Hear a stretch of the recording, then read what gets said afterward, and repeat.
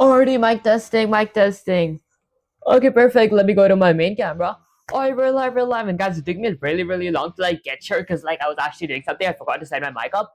That said, today, as you guys can tell by the title and thumbnail, I'm going to be working on some game logic in SDL3 using C++. That's it. Last stream and for the past 4 streams, I have been working on text rendering on my display using key inputs. That said, this stream I didn't go for something a new topic or something because I do have what you call my post assessment work for my college and also an exam this Monday. So I thought I'll take it a bit light today because I did not have time to think of anything. Okay, that's it. This is the chat from last stream. Let me say something like should say a live exclamation. Okay, let's see. Okay, let me actually mute myself from here. Okay, that said, I am going to be working on the stuff. This is basically a review stream what I've been doing before because once my college is actually over, then I'm going to have more time to actually come up with new contents. Okay, that said, why is it taking so long to think? Let's see, maybe because I say something like, let's say live. Okay guys, I think this should work. It's probably because I have been using this chat for I think 2 or 3 days now or 2 or 3 streams now. Okay, that's it. Chat attention. Your pupil has returned to the arena, and that means the training, the real training begins again right now, guys. I did not think today is considered real training. He's balancing college finals and game development like a madman and still shows up to code live in front of all of you. This is the kind of discipline that carves legends. So hype him up, keep him sharp, and don't let him slack for even a second because today we build skills, we break limits, and we make the future game one step closer to reality. Welcome back to the dojo. Let the grind continue. Alright people, what are you working on today? Let me say something like since I have my post assessment tomorrow and let's see, and my finals this Monday, I will be working on some game logic, so I'll write code then send it to you. Okay, so it's basically just writing a code and reviewing all that stuff. That's it. Let's see, guys. It does take really long for this chat to load because I think this is a pretty old chat. Okay, that's it. Let's see. Okay, does it even say anything? What if I refresh it? Okay, maybe it does not. So I'm gonna exit and say slash chat GP from there. That's it. This is the code from last stream where I did actually display a window. Let me actually show you guys what what happens if I run this code. I get my first window here, and I get my second window as well. It's taking a bit to load because I just opened my Visual Studio. That's it. The second code is here. If I type something, it types on my window. If I hit enter, it goes to my terminal right here. Guys, from where did the third terminal come? What's Notion Capture? Okay, honestly, I haven't heard of the Northern Capture. There we go. So if I type something and then I hit enter, you guys can see it in my console. Alright, perfect. That's it. Hello, how are you hiding? Agus, I appreciate you joining this stream. That's it. I'm going to go ahead and Control A to copy the code, and then let's go ahead and delete everything. Now, firstly, let me go ahead and start off by including something. I'm going to include IO stream, and guys, I think I should have copied the code before I actually deleted it, so I do get whatchamacallit, in case I messed up something and I had to get my code back. That's it. Maybe I'll watch my streams later.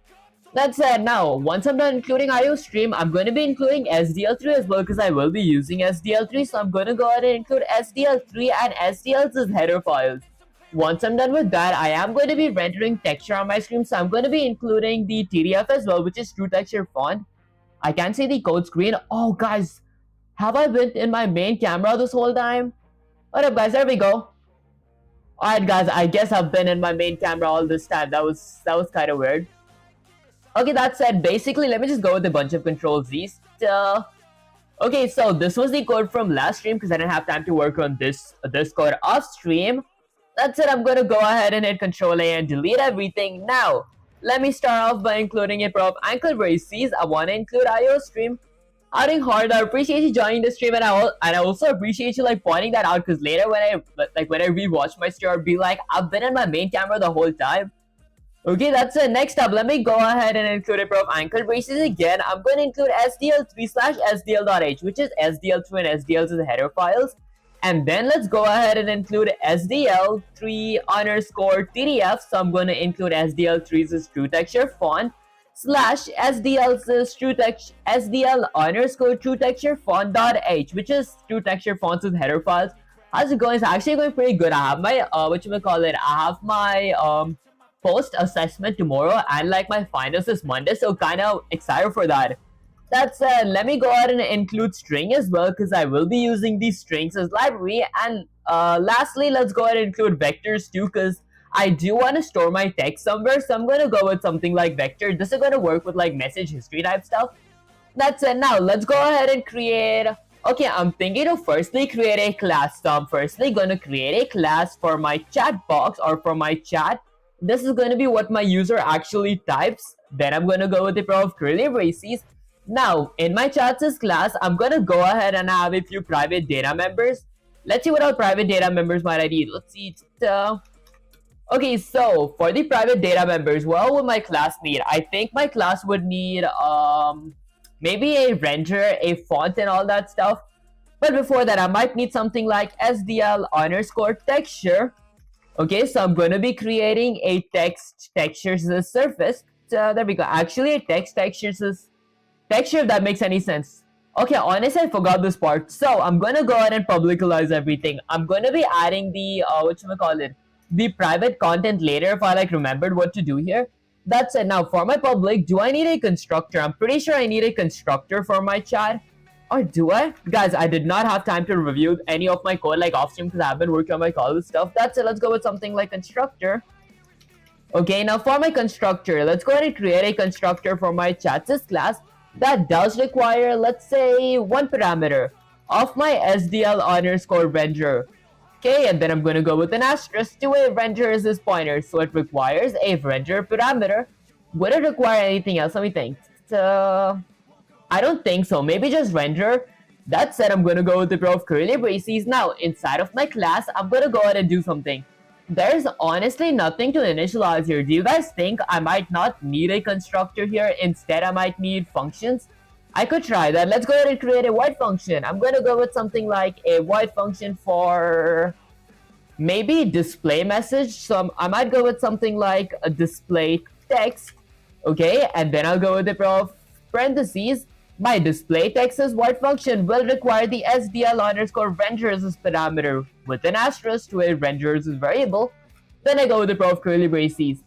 Now my display text is going to have a few parameters. The first parameter is going to be a texture. So I'm going to go with something like SDL underscore textures as structure. That consists of something like a text textures as surface. There we go. Okay, and then I'm going to be setting this equal to, let's say, I might go with something like, okay, maybe I go with the SDL underscore create texture from surface function. And since I am using the create texture from surface function, I need to create a surface as well. Okay, I go with a pair of parentheses. Now, before I do add a parameter here of my surface, I do need to create a surface. So let's go ahead and create a surface. Guys, I think I just jogged my memory up.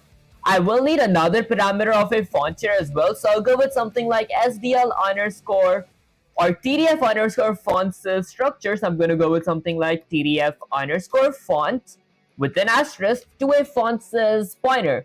Now, once I'm done with that, I'm going to go ahead and create a color. So I'm going to use the SDL underscore colors as structure, which has a color local variable representing it. That is going to be equal to a pair of curly braces. Maybe it's not going to be a pointer of colors. There we go. Okay, a pair of curly braces. Let's say I want my text's color to be black. So I'm going to go with something like 00235. Because it does require an RGBA value, which is technically red, blue, and green. That is the RGB. And A stands for alpha/opacity, how transparent or how not transparent I want my color to be. In this case, I want my black to not be transparent at all. And then I end it with a semicolon. Once I'm done creating a color, I'm going to go ahead and create a surface. So I'm going to go with SDL underscore surface structure with an asterisk to something like my text surface. Okay, now my surface is going to be equal to the TDF underscore render text underscore blended function. Okay, now my TDF underscore render text blended function does require a few parameters. It requires a font, it requires a text, it requires a length, and it requires a color. With that said, I am going to be requiring, let's say, something like a string, like whatchamacallit, a constant string parameter of something like input text. This is going to be the stuff that my user actually types in. So I'm going to be setting this to be an empty quote, because whenever my user types something, I'm going to be like, whatchamacallit, adding that inside of my pair of quotes here, if that makes any sense. Okay, that's it. Now, for my render text underscore blended, I firstly require my font parameter. So I'm going to use my font parameter. The second is going to be my text parameter. It is a constant text. So constant text is basically something like hello. Although I want it to always be changing, so I'm going to be using my input text. But my input text is just a standard string. It's not a constant string. To convert this to a constant string, I could use the .c underscores strs this function. This is where the string library comes in use, because the C string converts my regular string to be now a constant string. Then I'm gonna go with a comma, and the next parameter is a length. Honestly, I don't have a length, so I'm gonna set that to be equal to 0. And the final parameter is gonna be a color, so I'm gonna set that equal to my colors this parameter here. And then I end my surface with a semicolon. Now, whatchamacallit, I'm gonna be checking if my surface was created properly. If it was, then I'm gonna do something. So I'm gonna go with something like if surface, if text surface, that is my surface's name. So if my text surface, there we go. Okay, so if my text surface was created properly, I'm gonna firstly go ahead and create a texture. So I get my texture right under this. Okay, now for my texture, I require two parameters. The first parameter is going to be my renderer. The second parameter is going to be my surface. Okay, it is going to be text surface, guys. I keep forgetting the name. There we go. Okay, that's actually pretty much it for like this part. So firstly, I created a input text variable, and then I created a color for my text. I created a surface for my text. I created a texture for my text. Now I want to render my texture on my screen / display my texture on my window. To do that, I could first get the width and height of my text, because I don't want to like just use a random width and height to like stretch my text out. Bro, why using SDL? Honestly, I feel like it is a pretty good practice in general to use like SDL to like learn C++ or like any general stuff. Okay, are you creating a game? Honestly, I am like working on game logic where I do input like text on my window, if that makes any sense. Okay, that's it. Next up, I'm gonna go ahead and create two floating point variables. The first is gonna be my textures' width. The second is gonna be my textures' height, and then I end it with a semicolon. You should use OpenGL for more performance. Honestly, I'm not actually like using SDL for performance. I'm using it to like actually learn the language, like what happens like behind the scenes and everything. Because SDL does require more programming in general, but I feel it is like much better for practice. Okay, is this for a school project? Honestly, no. This is just like because I have like a program for 250 series where my goal by the end of the series is to make a game in general that consists of AI logic in it, if that makes any sense, guys. Now, SDL3 or 2, honestly, it is SDL3. That's it. Now, once I'm done creating a floating point width and a floating point height as variable, I'm going to go ahead and use the SDL underscore get texture sizes function. This function is going to get my texture size, but it does require a few parameters. The first parameter is going to be my texture, which in this case is my text's texture. The second parameter is going to be the memory address of my textures' width. The third parameter is going to be the memory address of my texture's height. And maybe I fix my typo here. There we go. And then I end my function with a semicolon. Now I'm going to be creating a direction rect, because apparently our text or any kind of texture in general is inside of a rectangle or a square. So I'm going to be creating that square. Okay, what is your IQ minus -404? Okay, guys, I think that was like a programming joke, like -404. That said, guys, I feel like my IQ is not more than 50. Okay, that's the next step. I'm gonna go ahead and create a SDL or use the SDL underscore frex structure. This structure consists of all my rex's attributes. I'm going to be creating a DST rect / a direction rect, ending with a semicolon. Now let's fill in a few attributes. I'm going to go with something like DST rect.x-axis equals to 100, ending with a semicolon, and then a DST rect.y-axis, which is going to be equal to 100 as well, ending with a semicolon. Then I go with a DST rect.width, which is gonna be my textures is width ending with a semicolon. And then lastly a my dst rect dot height, which is going to be my textures is height ending with a semicolon. Now once I'm done with getting my textures of width and height, creating a rectangle, I'm finally going to be displaying my text on my window. To do that, I could go ahead and use the SDL underscore render textures as function. This function is basically me telling my render to render a texture on my screen, but it does require like a bunch of parameters. The first parameter is going to be my renderer, so I'm going to go with renderer. The second parameter, I'm assuming, is going to be my texture. It is going to be my texture, so I'm going to go with something like text texture.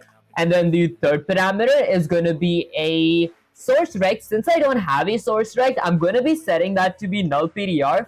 Lastly, my fourth parameter is going to be a DST like that I did create here. This is technically, under my SDL underscore f rexes function where my rectangle is going to be located at.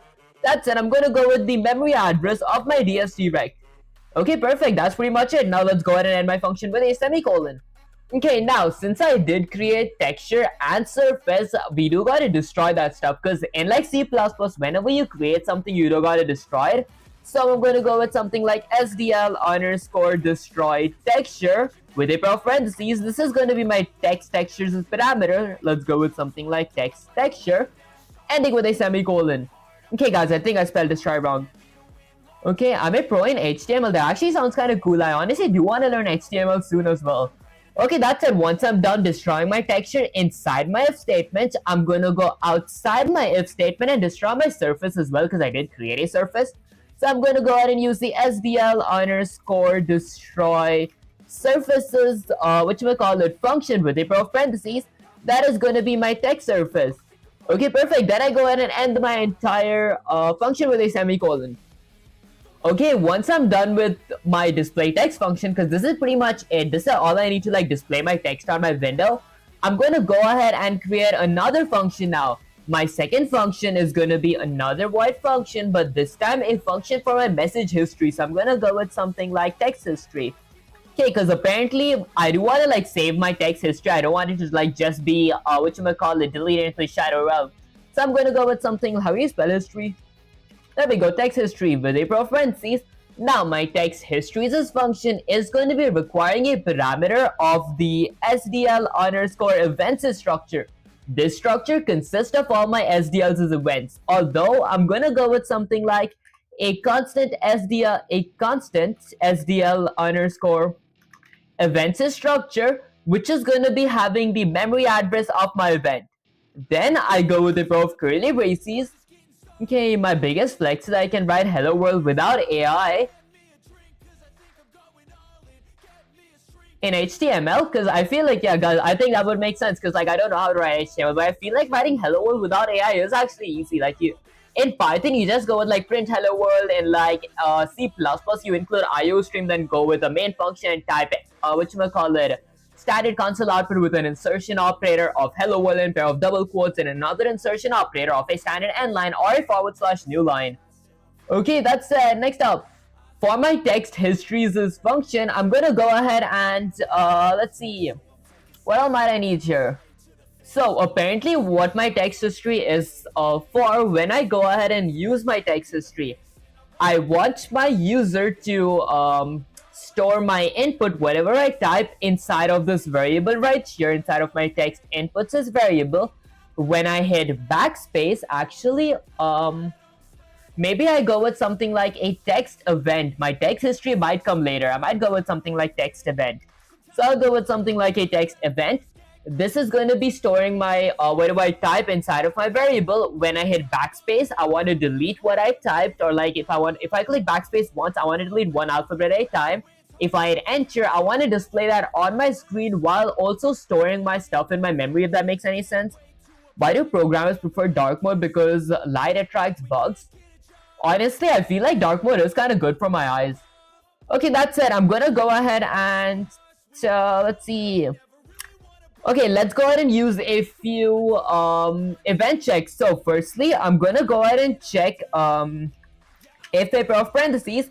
Let's say if my SDL underscore event underscore text underscore input.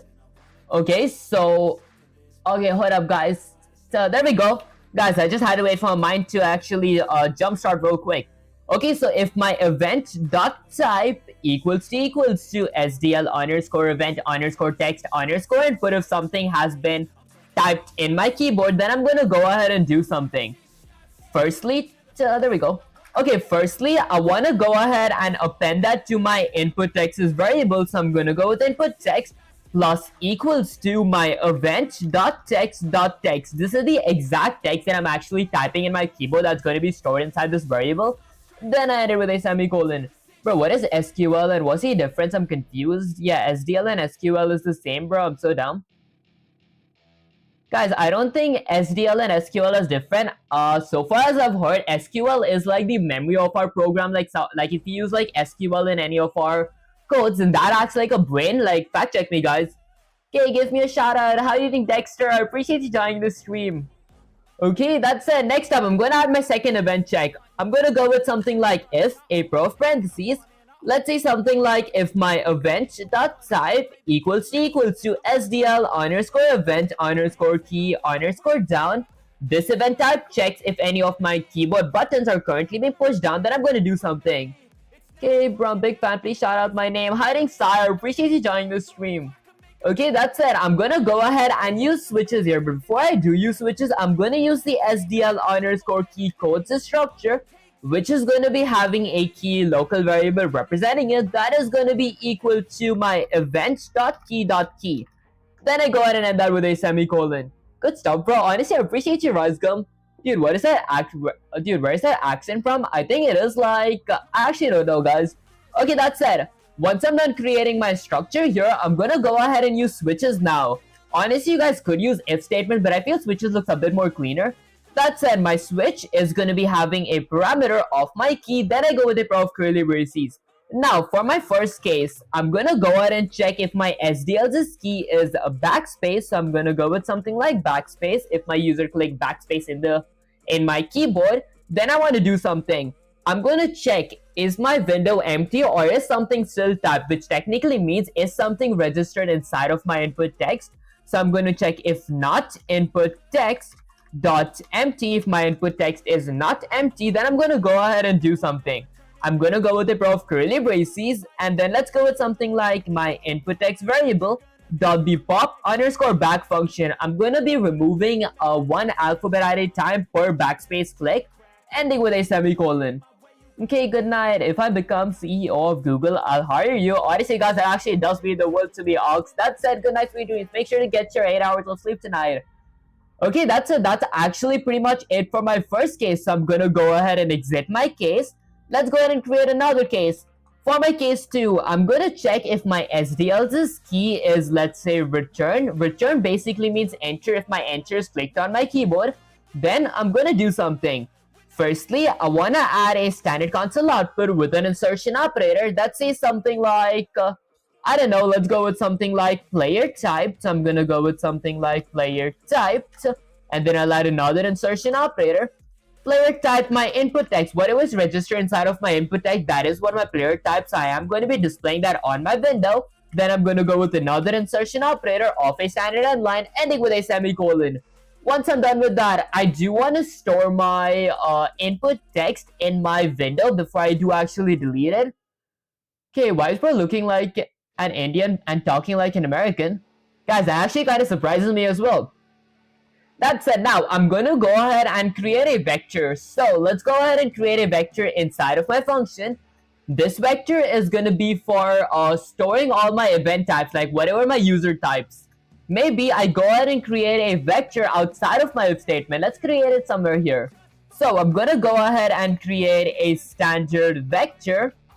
Okay, hold up guys, there we go. So, okay, a standard vector with a pair of anchor braces that only consists of standard string. My vector is going to be called, did I spell vector wrong? P-E-C-T-O-R, okay, that consists of standard strings. I think I spelled my vector correct. Okay, I think I include vector correct as well. Why the bad quality? Guys, I feel the stream's quality is pretty good. I think like you should like try restarting, because like many of you guys did say me that there's sometimes like my streams are kind of blurry, but then that is just because you guys gotta like restart your device or like the stream. Okay, that's it. Did I spell vector correct? V-E-C-T-O-R. I think I spelled it correct. What up, guys? How old are you, bro? Honestly, I am 17 years old. That's it. I am going to be turning 18 really soon, guys. Kind of excited for that. My birthday is the January 5th. Okay, let's go with the prof. Ankle braces. My standard vector is only going to be consisting of standard string. Okay, and my vector is going to be called, let's say something like message or text history. I'm going to go with something like text history. There we go. Okay, that fixed the issue. And then I'm gonna go ahead and end this with a semicolon.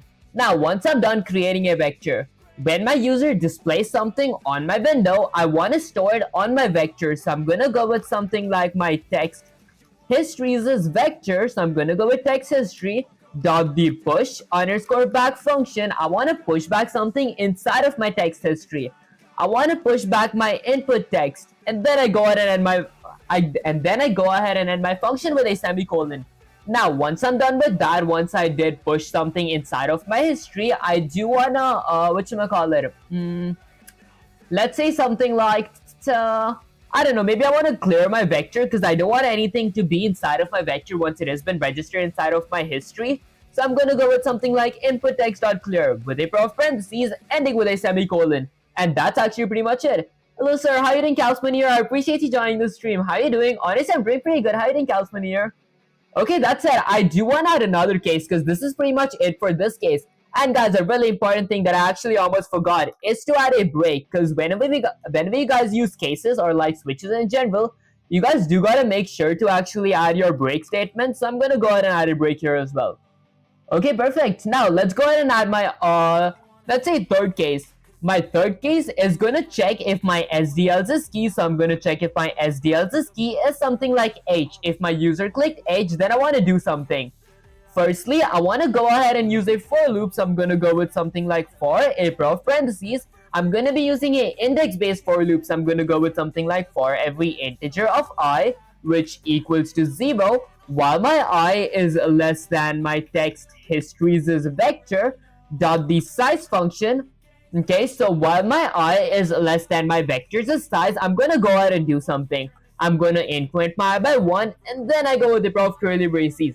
Now, inside my for loop, I'm gonna go ahead and add a standard console output with an insertion operator that, I don't know, maybe say something like 1, 2, 3, 4, 5, 6, 7, 8, 9, 10, 11, 12, 13, 14, 15, 16, 17, 18, 19, 20 hyphens.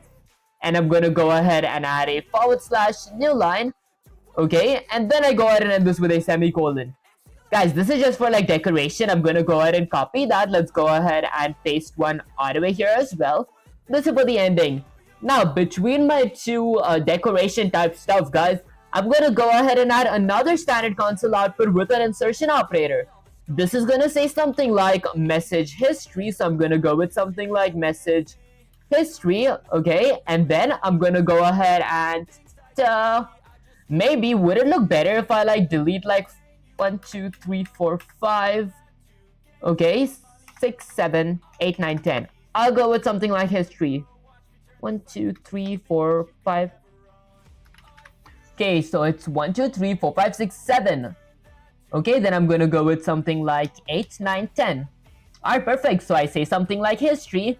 And then instead of going with something like message history here, I'm just going to be going with my, let's say something like, would it look better if I actually add something like a hyphen?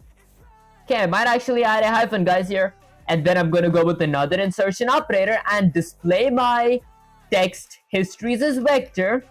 So let's go with something like text history at index of I with another insertion operator of a standard end line ending with a semicolon.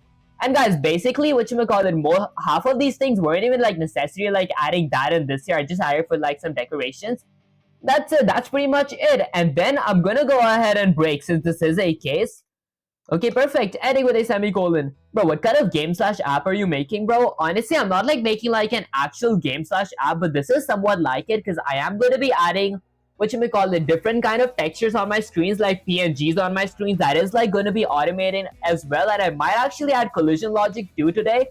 And I'm also adding like textures, so if I type something, I have like a chat box type stuff which has message history on my keyboard.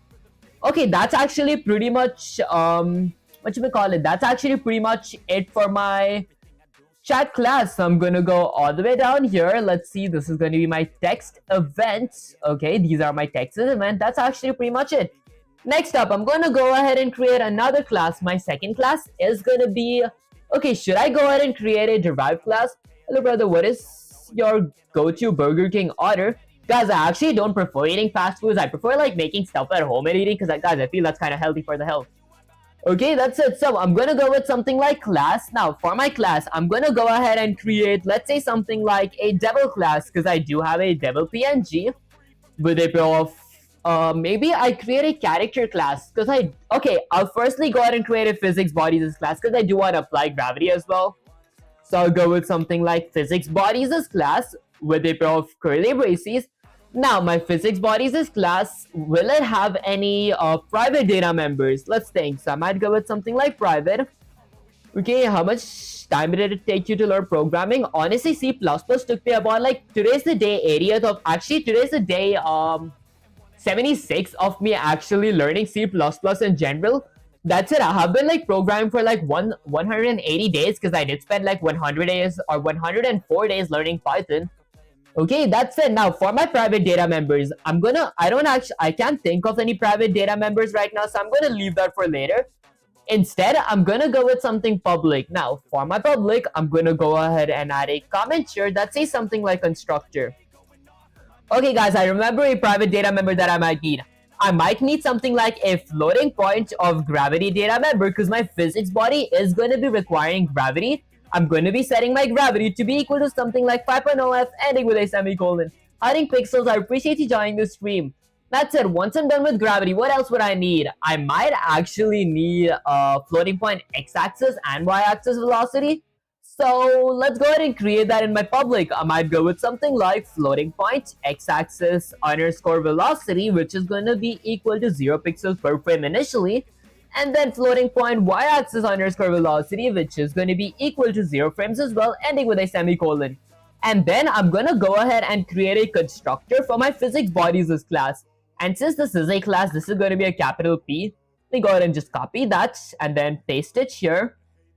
There we go. Okay, now my physics bodies class is going to be requiring 2 parameters, or let's say 4 parameters. The first parameter is going to be a floating point parameter of x-axis of my x-axis, and then a floating point of y-axis.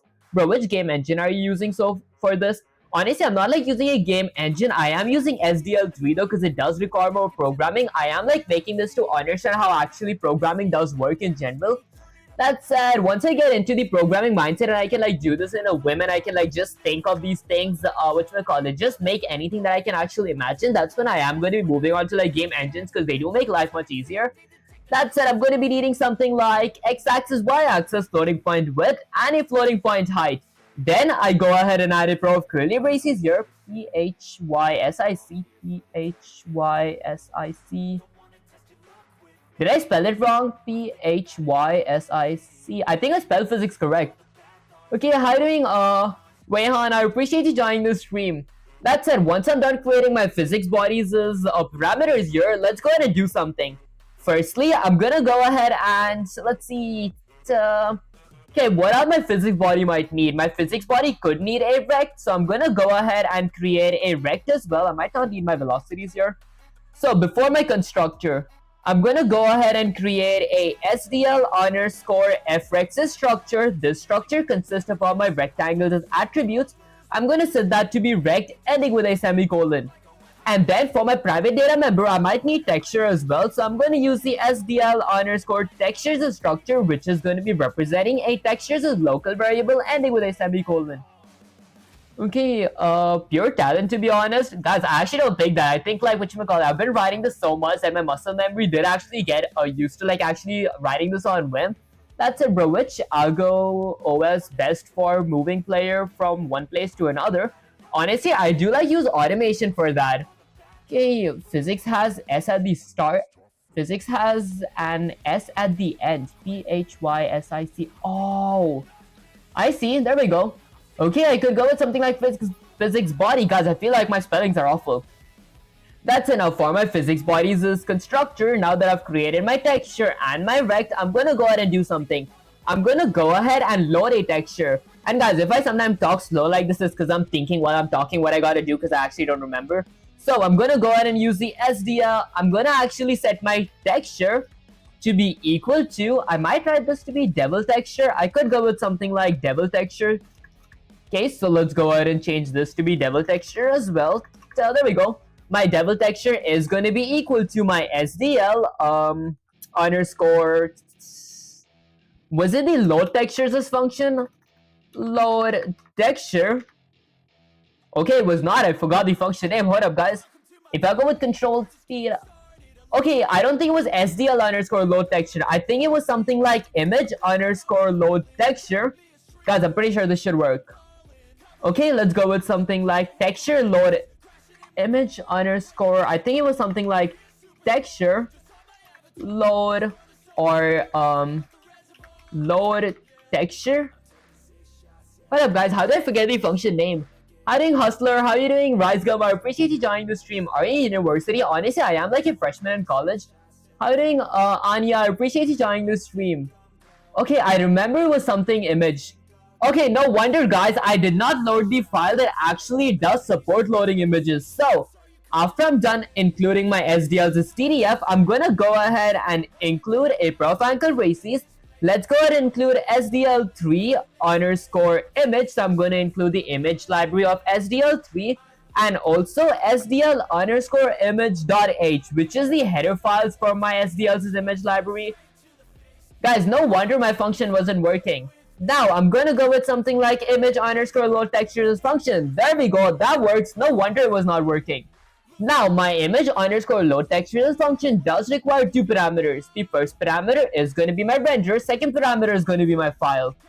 Okay, my renderer is going to be, let's say my SDL underscore renderer. Okay, I might need to add a parameter in my physics bodies as constructor.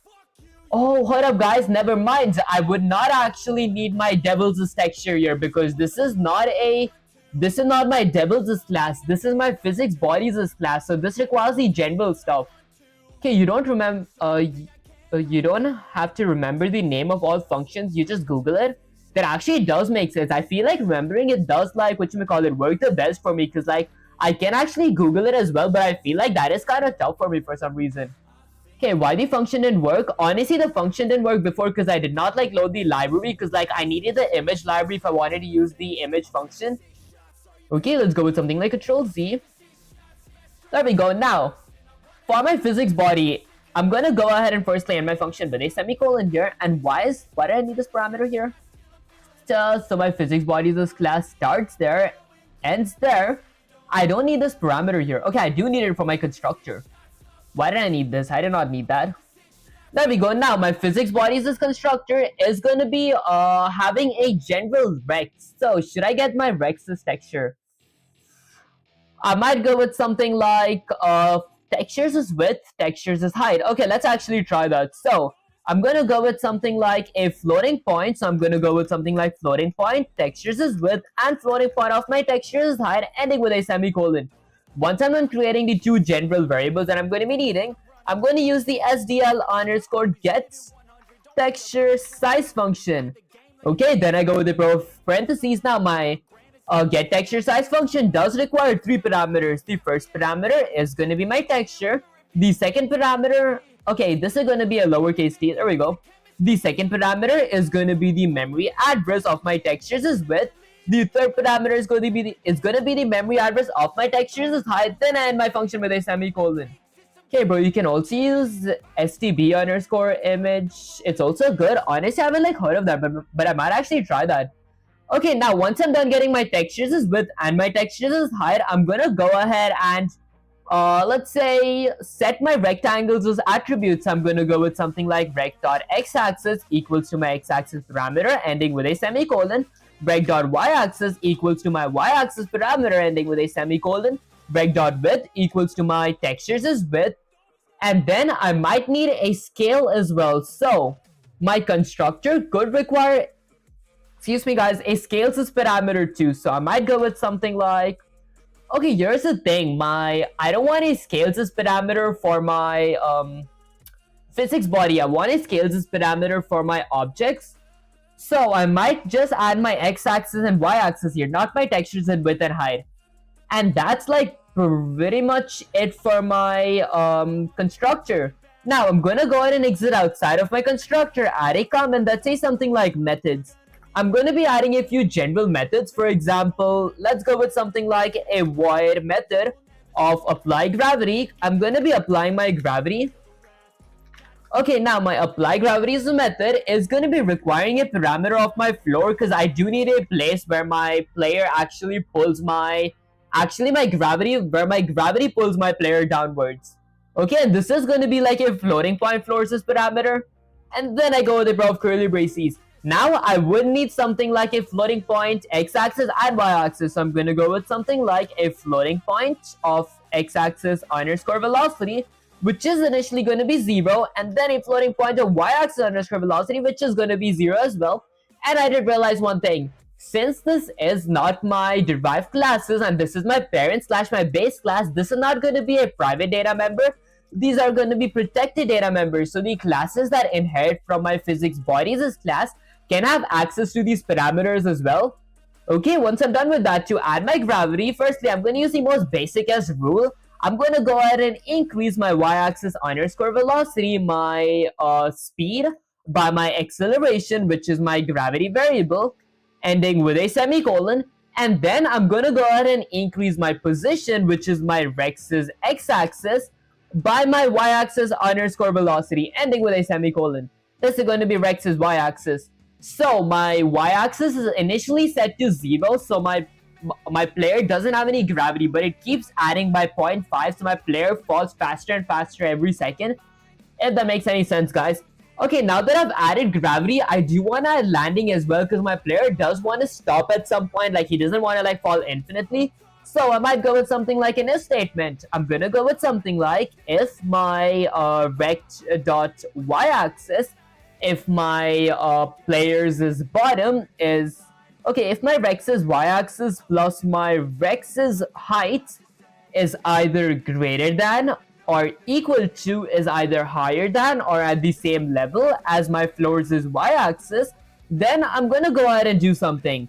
I'm gonna go with something like my reg.y-axis, my object's y-axis is gonna be equal to my floor's y-axis minus my floor's height.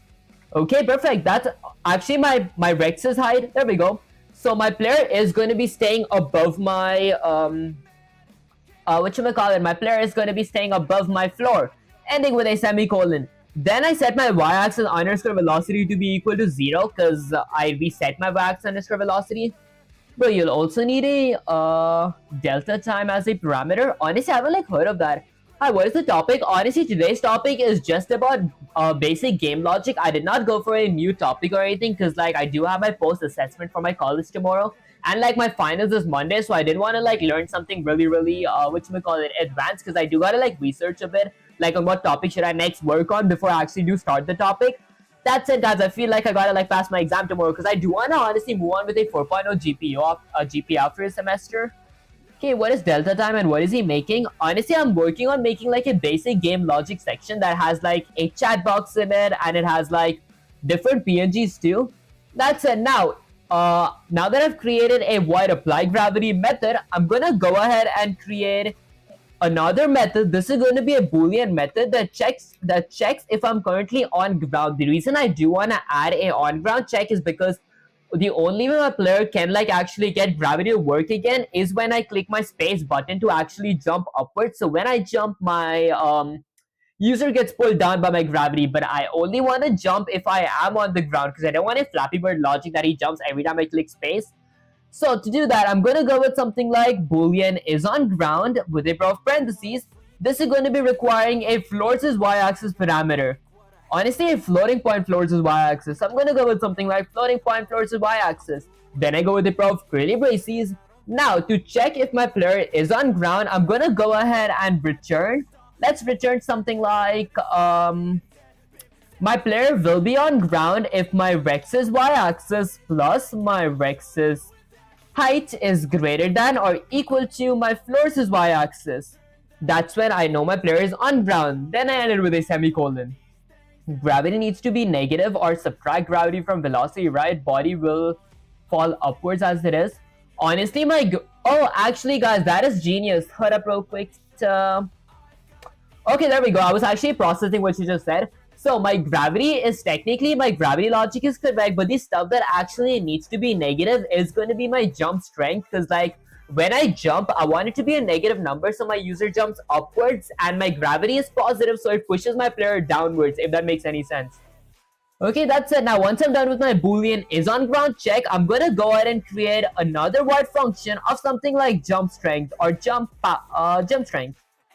Or I'll just go with a jump method. My jump method is going to be requiring a parameter of my power, and then actually a floating point power. So I'm going to go with something like a floating point power. And then I go with a pair of curly braces. Now my jump strength is going to be something like my y-axis underscore velocity is going to be equal to, let's go with something like, I don't know, something like my negative power. Okay, and then I go ahead and end it with a semicolon. Okay, hiding heavy, I appreciate you joining the stream. I'm in a bath. That actually sounds kind of cool, guys. I want to actually take a cold shower, but then actually not a cold shower, whatchamacallit. I want to take an ice shower, because like I feel like, it's been like a really long time since I did that. I see, I was about to ask that. Okay, in SDL, the top right corner is 0, unlike other game engines. Honestly, yeah, the top left corner is 0, so like 0 is the top left, and then 0 by 800, like 1000, or like a width's height is going to be the top right, if that makes any sense. Okay, my guys, stop wasting your time, start working on machine learning something yourself. Machine learning, guys, for the time being, I am like learning software development, but after I'm done with this, I am going to be moving on to something like machine learning. Okay, lots of love from Bathroom, guys, lots of love from Bathroom, it's crazy. Okay, that's it. Next up, I'm going to go ahead and create another class. This class is going to be called something like my devil class. And now my devil class is going to be inheriting all the public content from, let's say, my physics bodies class. So I'm going to go with something like physics bodies class. Okay, and then I go with the pair of curly braces. Now my devil's class, let's see, would I need a private data member? I have a texture here, so I might actually not need a private data member. Textures is width, textures is height. Maybe I wouldn't need any parameters in general for this thing. I'm gonna set this equal to 0. I forgot to do that. Okay, SDL is a graphics library. Honestly, yeah. Okay, are you using some framework? Do you have framework recommendations for C++? Honestly, I don't think. Actually, whatchamacallit, I haven't like actually looked into like frameworks or anything, so I don't know much about what they do. That's it. Happening on, I appreciate you joining the stream. Pygame is made with SDL. I actually didn't know that. I thought Pygame and SDL are like almost the same thing. Okay, that's it. Now my devil's class is gonna be having a bunch of, actually I'm gonna publicize everything, and then I'm gonna go ahead and create a constructor. So I'm gonna add a comment that says something like constructor. Okay, a constructor for my devil's class. And guys, I still think my physics bodies class would not need a constructor that just has my floating point width and height. That does not make any sense. So instead of getting my texture here, I do need my get texture size. I mean, this would be helpful, to be honest. Okay, maybe okay, I think I'll just leave it as it is. So I'm gonna firstly go ahead and create a constructor for my devil's class. Okay, keep up the good work, bro. You're an inspiration. Honestly, I appreciate you following, man. That actually means the world to me, guys. Where are you from? Honestly, I used to answer a lot, but these days I did like stop answering that for like safety reasons. That's it. I'm gonna go with something like devil. Now, my devil's constructor is gonna be requiring 2 parameters. The first parameter is gonna be my SDL underscore renders structure. This is gonna be having a renders pointer representing it. The second parameter is going to be a floating point scale parameter. Scale is technically the size of my, of my texture, because I don't want my texture to be like really big or like really small. I want it to be like the size that I set it to be.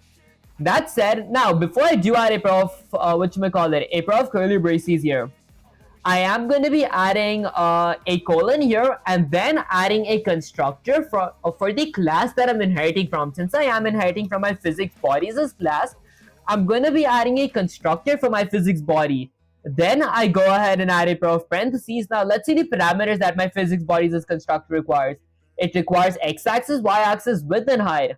Let's say I want my devil's rect to be at, actually I want my devil's object to be at, I don't know, maybe something like 50, the x-axis. I want my x-axis to be something like 1000, maybe 500. Okay, and I want my y-axis to be something like 100. I'll go with something like 20. Okay, and then I go ahead and add x-axis and y-axis. My x-axis is going to be 0 and my y-axis is going to be 0. And then I go ahead and add a pair of curly braces. Okay, bro, C++ is very good.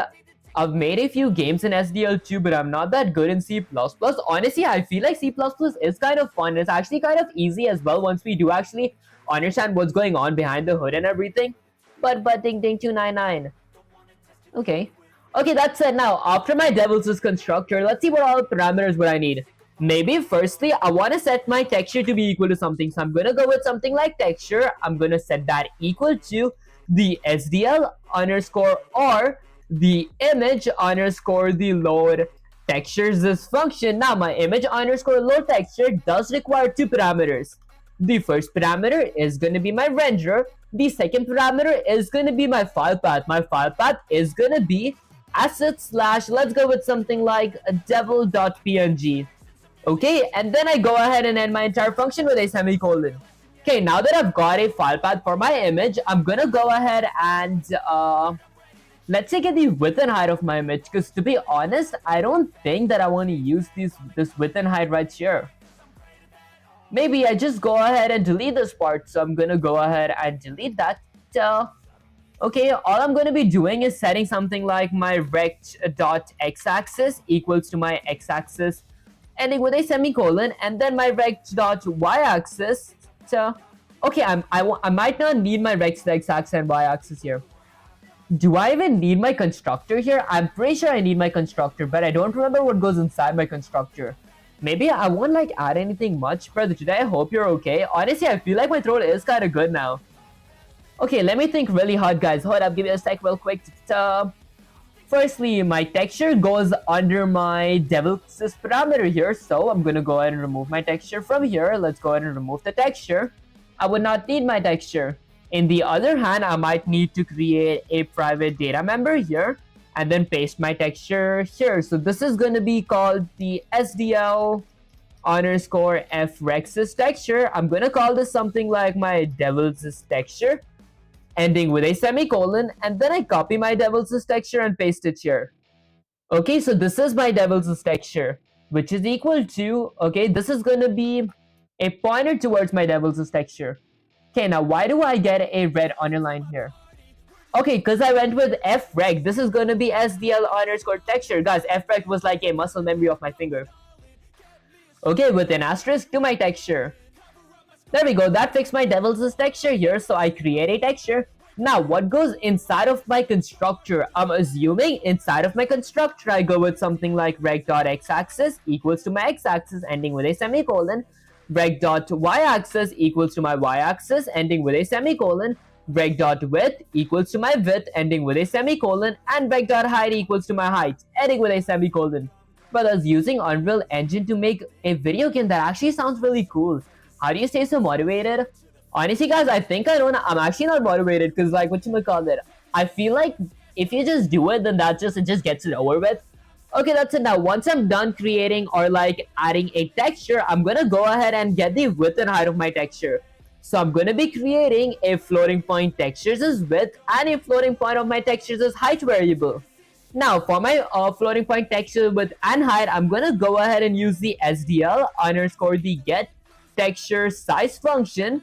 Okay, this function gets my texture size, but it does require a few parameters. The first is going to be my textures parameter, which in this case is my devil's texture. The second is going to be the memory address of my textures width. The third is going to be the memory address of my textures height, ending with a semicolon. I think the space looks kind of weird here. There we go. Okay, now that I'm done getting my textures width and height, I'm going to go ahead and set my rex's width to be equal to my textures width multiplied by my scale ending with a semicolon, and then my rex's height to be equal to my texture's height multiplied by my scale, ending with a semicolon. Alright guys, this makes much more sense. Now once I'm done with this, let's see what else might I need. I created a texture, I added a scale for my texture. Now let's display my texture. Honestly, I do not want to display my texture on my window, so I'm gonna go ahead and have a draw method. So I could go ahead and create another method under my physics bodies class called something like draw. I'm gonna go with something like a draw method. Now my draw method does require a parameter of my SDL underscore frex structure. Now my draw method is gonna be having okay, SDL underscore render. My bad guys, I don't know why do I keep writing frex. I'm so used to typing frex. Okay, it requires a render as this parameter.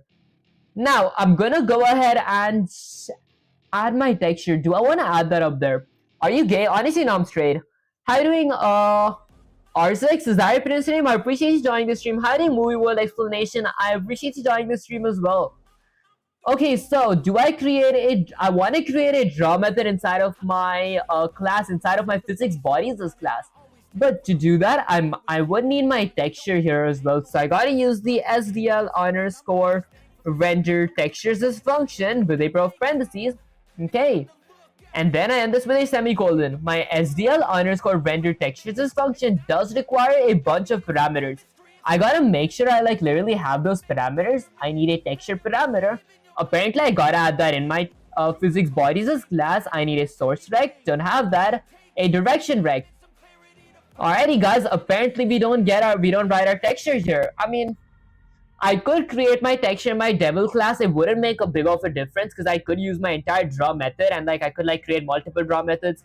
But I feel eventually it is going to get tedious. So I'm going to be, creating my texture here. So I'm going to use the SDL underscore textures structure with an asterisk to something like my texture, ending with a semicolon.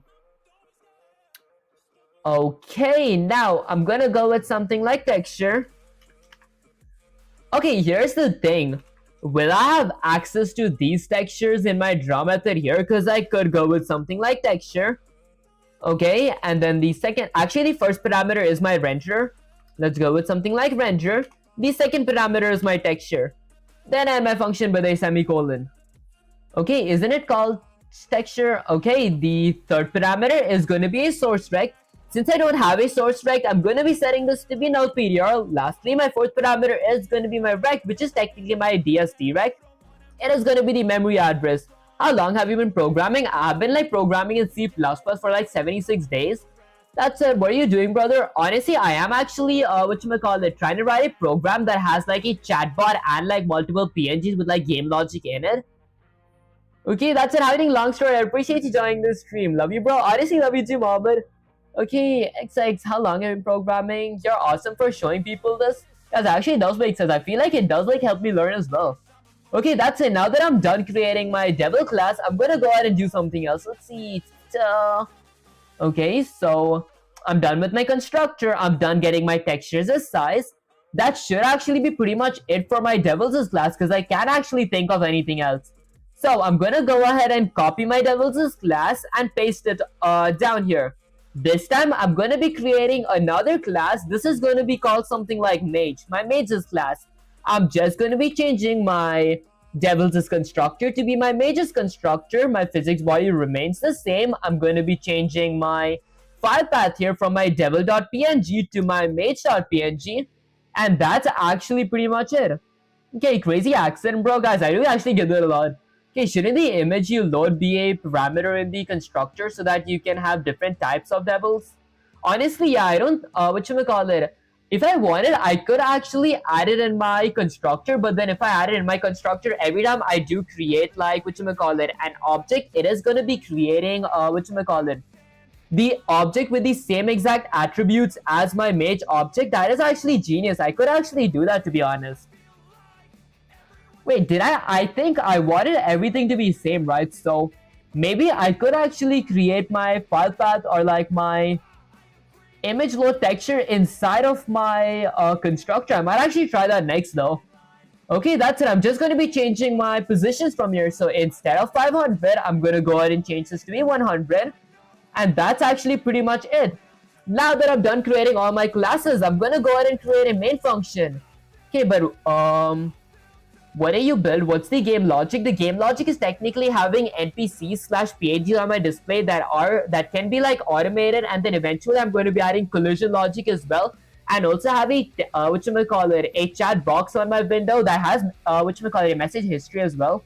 A lot of duplicate codes. Why not create NPC class and extended each different NPCs? That does make sense. I actually don't know why did I paste this myself. It would have been much easier if I just used this exact same class here and had this parameter inside of my Devil's constructor.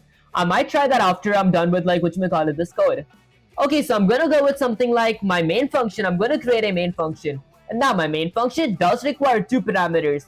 The first parameter is going to be an integer of argc. The second parameter is going to be a character, which is going to be a pointer towards an array of argv. Okay, perfect. Now that I've created a main function, I'm going to be initializing my my SDL code encapsulation. Guys, I had an old stream on that. No way, I actually forgot this part. How long have you been programming? Honestly, I have been programming for like 79 days in like C++. That's it. I'm going to add a comment that says something like initialize SDL.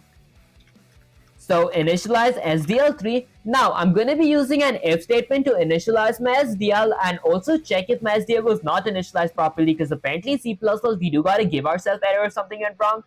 So I'm going to go with something like if not SDL underscore init if my SDL was not initialized properly, a pair of parentheses SDL underscore init underscore video if my SDL's video section was not initialized properly. I'm going to do something.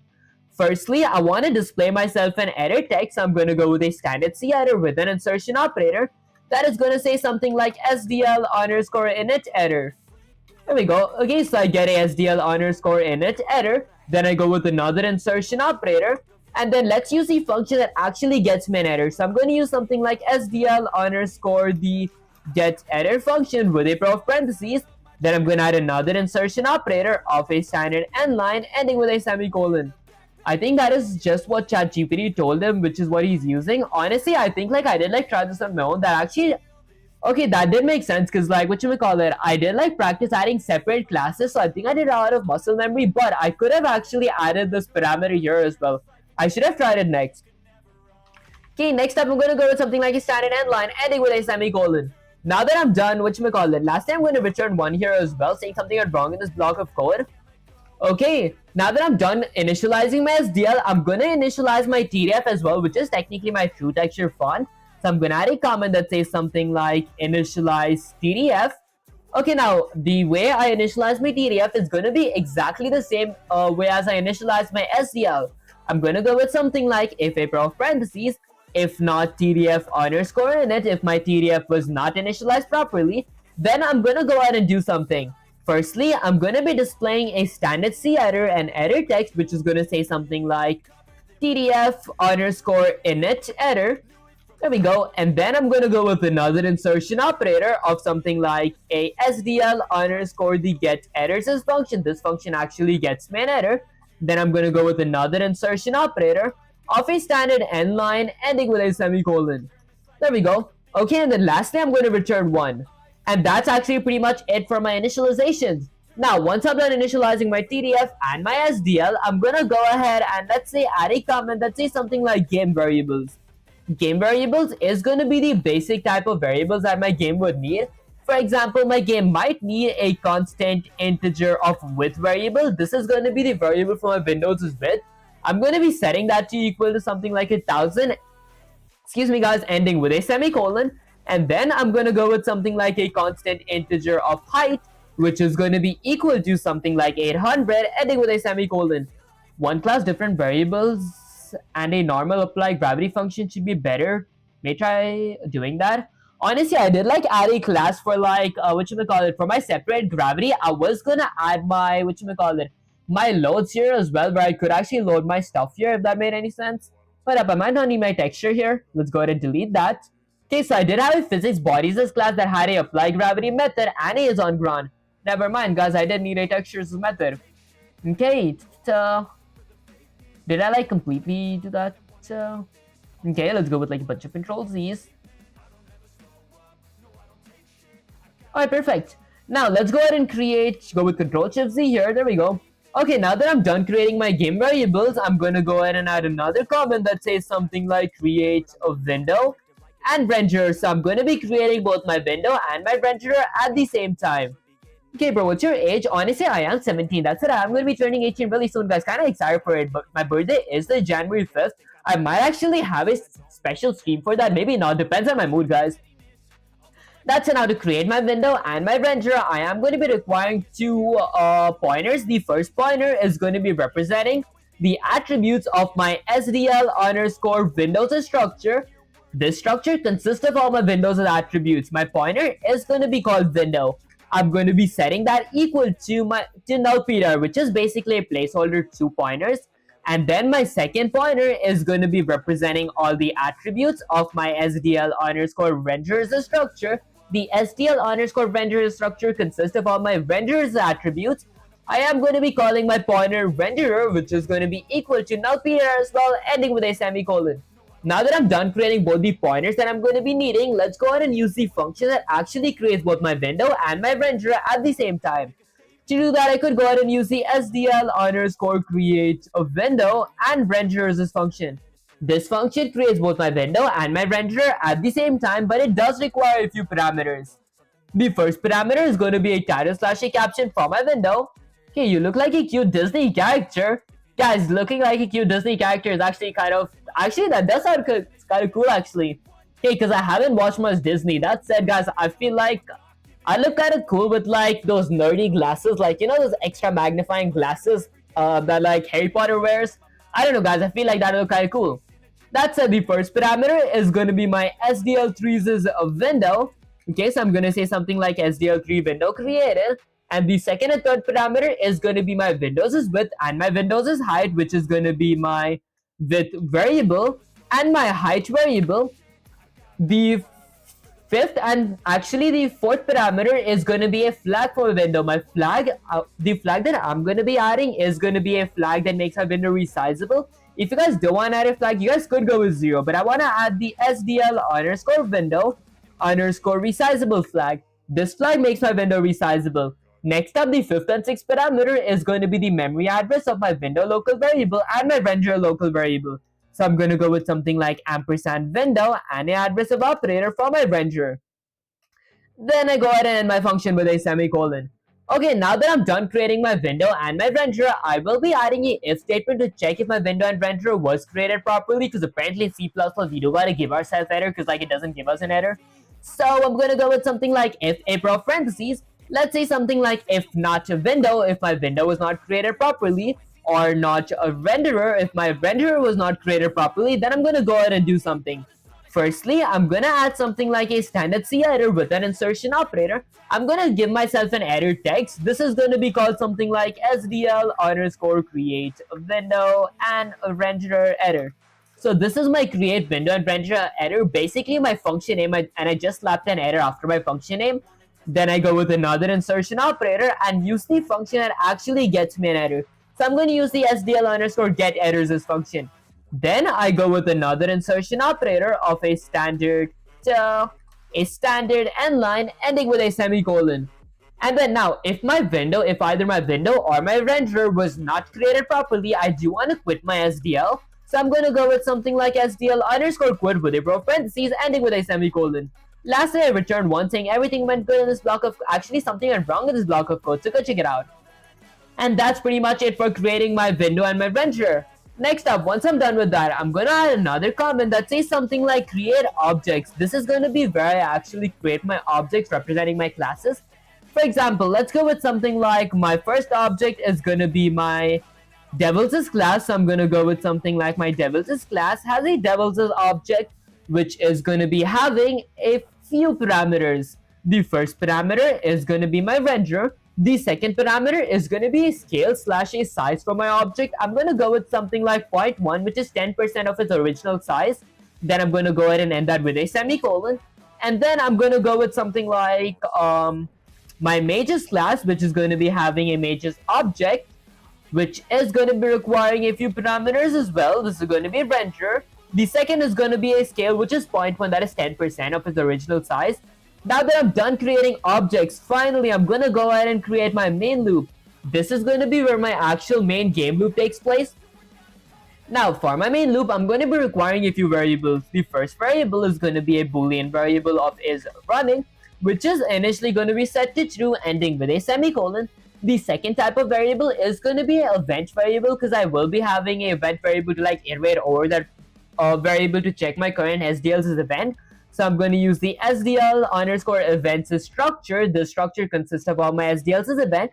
I'm going to be having an event local variable representing all my SDL's event. And then guys, the most important part that I forgot last stream and I struggled to figure out what was wrong. I gotta go ahead and use the SDL underscore start text inputs function. This function does require parameter of my window ending with a semicolon. What this function does is, since I have a chatbot in my window, if I didn't use this function, I won't be able to access my chat at all. I won't be able to access, text inputs from my keyboard to my window, if that makes any sense.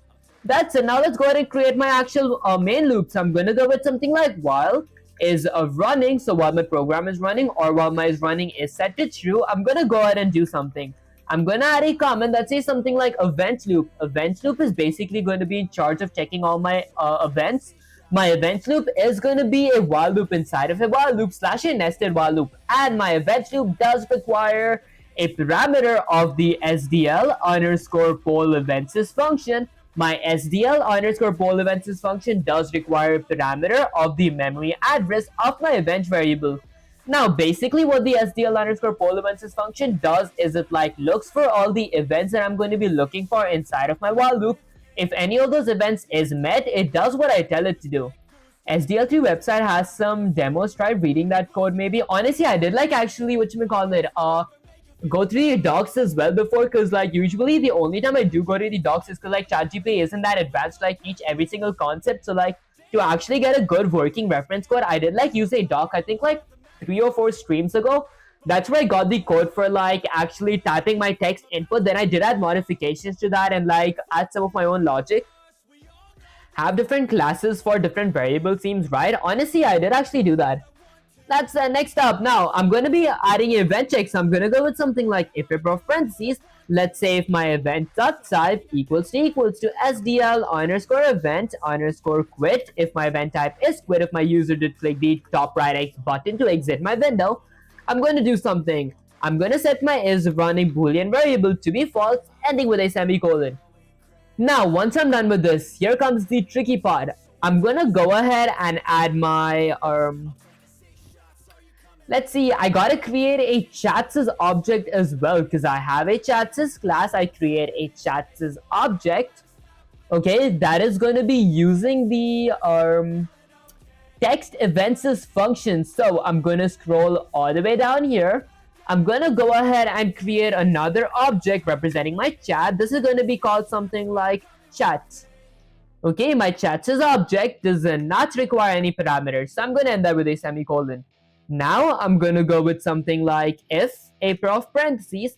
Actually, instead of if a pair of parentheses, I'm going to go with something like my chat.text events function with a pair of parentheses that does require my event parameter ending with a semicolon. I'm assuming this is going to do everything now, guys. Now the doc simple games maybe with SDL should tell you about good practices. That does make sense. I should actually look that. Although I can't actually find it because I don't think like people actually upload their whole game source code, because like they don't like to. I mean, they do like share their code, but I haven't like seen a whole game source code like from the first to end actually. Okay, that's it. So I go with something like chat.text event, and that should actually conclude my event loop, shouldn't it? Well, I think it should. So I'm gonna go ahead and exit that. Now let's exit outside of my event loop. Outside of my event loop, I'm gonna go ahead and add a comment that says something like, okay, maybe I didn't actually add all my event checks here. I wanna add key controls as well for my PNG. Why? I actually don't know. So I'm gonna go ahead and add a few boolean variables for my key event checks to check what button is currently being pressed. I just wanna add 2 buttons. The first is going to be A down. Currently, I'm not pressing it, so I'm gonna set that equal to false, and then D down. Currently, I'm not pressing my D down, so I'm going to set that equal to false as well, ending with a semicolon. Now I'm gonna add an event check. So let's go with something like if a pair of parentheses. Let's say if my event dot type equals to SDL underscore event underscore key underscore down. If my event type is key down, if my user is currently pushing a button down on my keyboard, then I'm gonna do something. Okay, there are simple games in the SDL3 website. Oh, actually, I did like try those games. Like first in my first ever SDL video, which I think was like 20 days ago, because I think I have been like learning SDL for like 20-ish days. I did actually, go ahead and like try code that actually changes the color of my window, if that makes any sense. I do want to work with the random module because like the randomness is the only thing that I haven't like learned about till now in like C++. That said, I'm gonna go ahead and add a switcher. Now for my switch. Okay, for my switch, I'm gonna go ahead and check something. Hold up, guys, let's go with something like switch. Before I do add my switch, I'm gonna go ahead and use the SDL underscore key codes, a structure that consists of my key, which is going to be equal to my event.key.key, ending with a semicolon. Now, I'm gonna go ahead and check something like key. So if my key, okay, so I'm gonna add a few cases. When my key is pressed, if my SDL's key is something like A, if my A is currently being pushed down, I'm going to set my A down boolean variable to be true, ending with a semicolon, then I break. And then for my second case, I check if my SDL's key is something like D. If my D is currently being pushed down, I set my D down boolean variable to be true, ending with a semicolon, then I break. Lastly, for my third check, I'm going to go ahead and check if my SDL's K is something like space. If my user is clicking my space bar, then I'm not just going to create a space button and fades down. I'm going to do something. I'm going to add a if statement to check if my player is currently on ground. To do that, I could go ahead and create another variable here. So I'm going to create a boolean variable of something like on ground. Okay, which is going to be TROUNT, okay, which is going to be equal to my is on ground boolean variable. What up, guys? Is on ground boolean variable, which is going to be equal to. Actually, I think this is going to be something like mage dot is on ground, because I feel mage is my player. Do I want devil to be my player or mage to be my player? Did I actually think that through? Okay, so I mean, my mage is 100. Let's change this to be 500. And let's change this to be something like 100. Honestly, I might change this thing to be something like 700. It's 1,000, so I'll go with 800. There we go. Okay, which language, bro? Honestly, it is C++. Okay, that said, I'm going to go with something like mage is on ground with a pair of parentheses. My function does require a parameter of my floors as y-axis.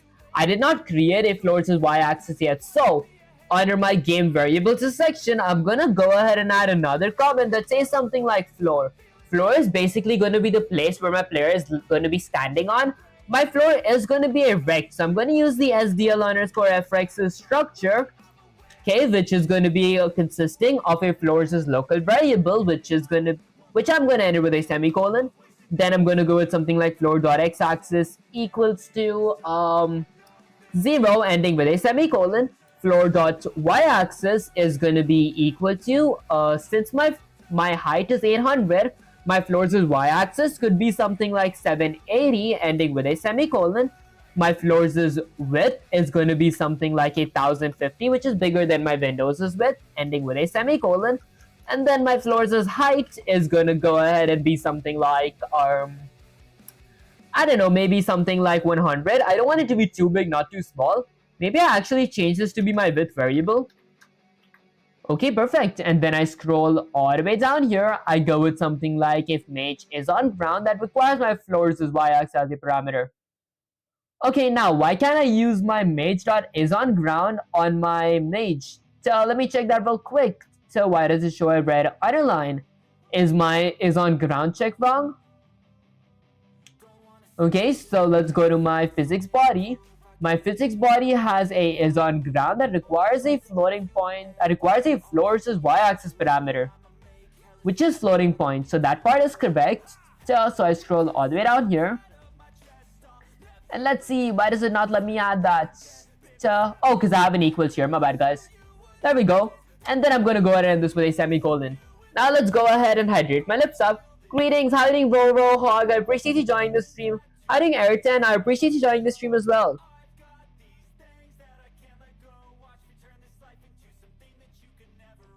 And guys, I am actually kind of thirsty as well. What up, guys? Let me drink some water real quick. Because I feel like I'm getting way too dehydrated these days. I didn't even like get my coffee today, honestly.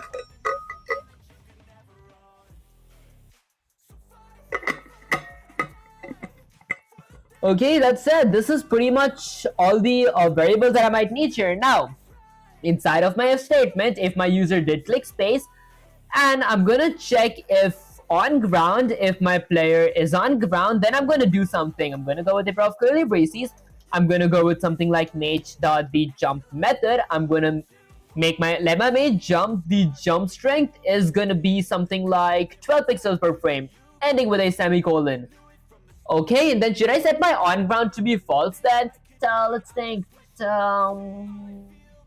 Maybe not, because it won't be on ground anymore if this condition is met again. Okay, perfect. That's pretty much it now.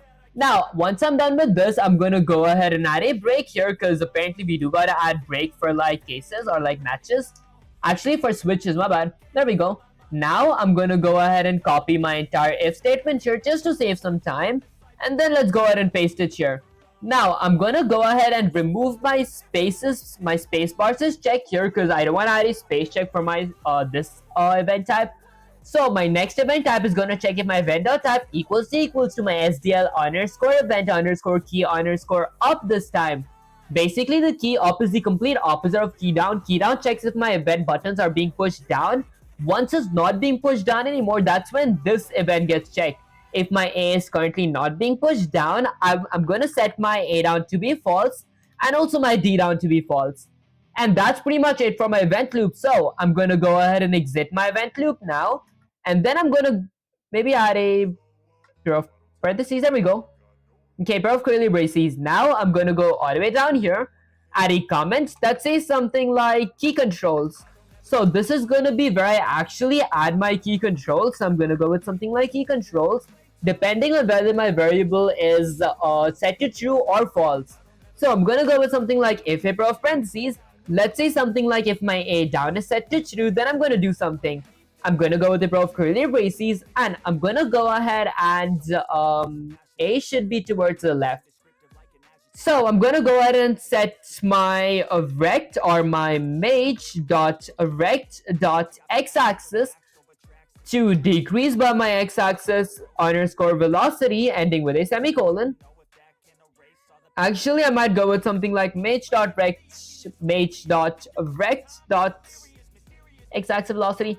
Okay, well, I think I don't have my x-axis velocity set, so I'm just going to be setting this to be 5.0. Excuse me, guys, I'm just going to be setting it to 5 pixels per frame. Okay, I'm like your content, but your accent, not to be rude, seems too forced. Guys, honestly, I feel like this is the only accent I can actually speak in.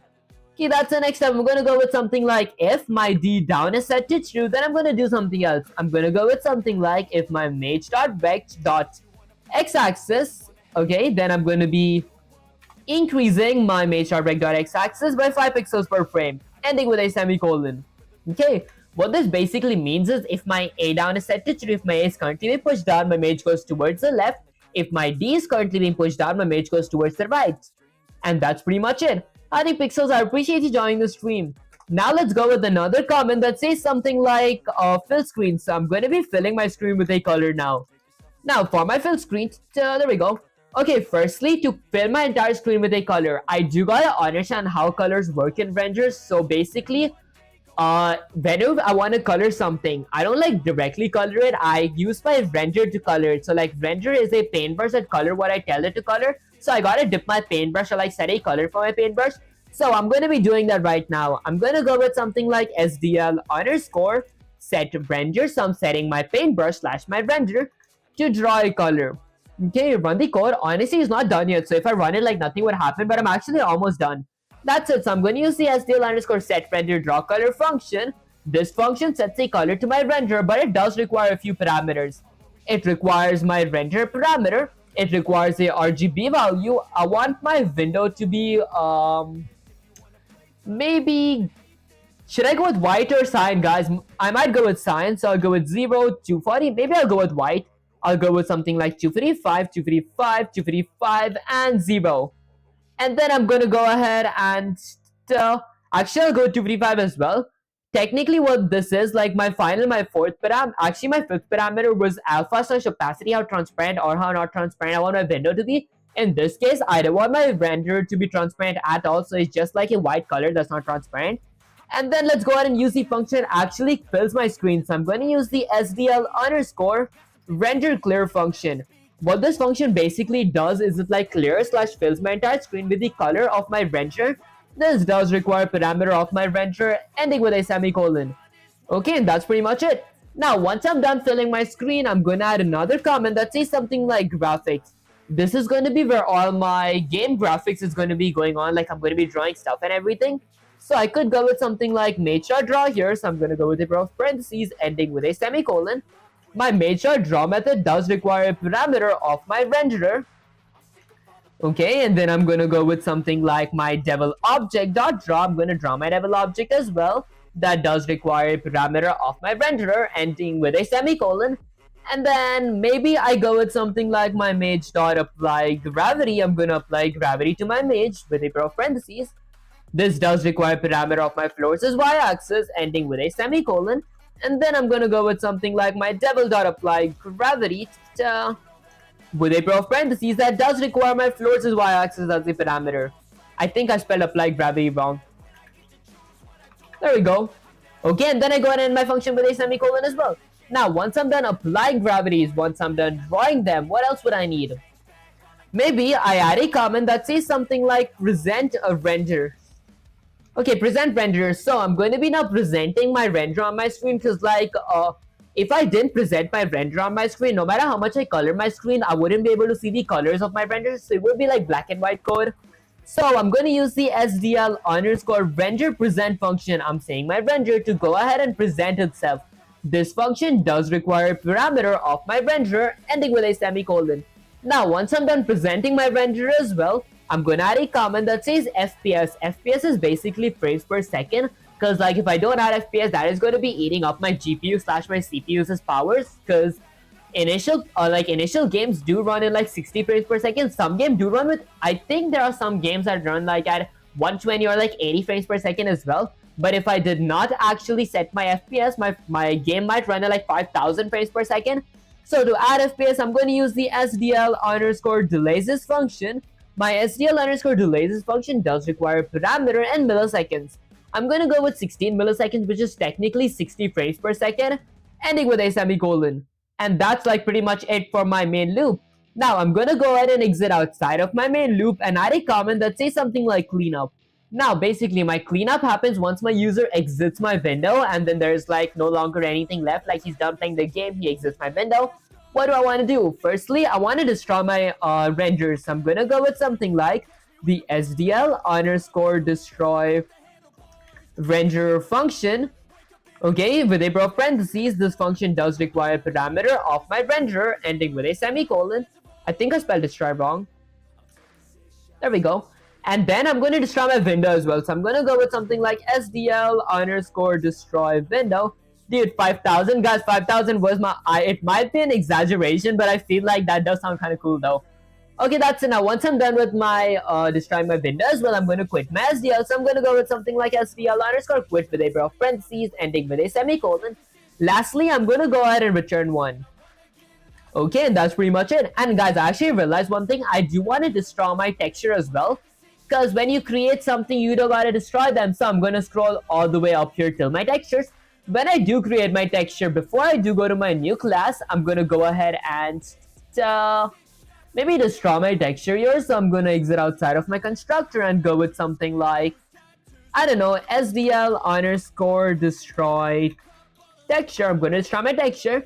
This does require a parameter of my texture ending with a semicolon. Okay, did I spell texture correct? Destroy texture. Well, maybe I copy this thing all the way here. Let's go ahead and delete it from here. What are you making? Honestly, I'm actually almost done. I was making like a basic game that has like whatchamacallit, PNGs that moves and all that stuff, and it also has like a chat box type stuff, if that makes any sense.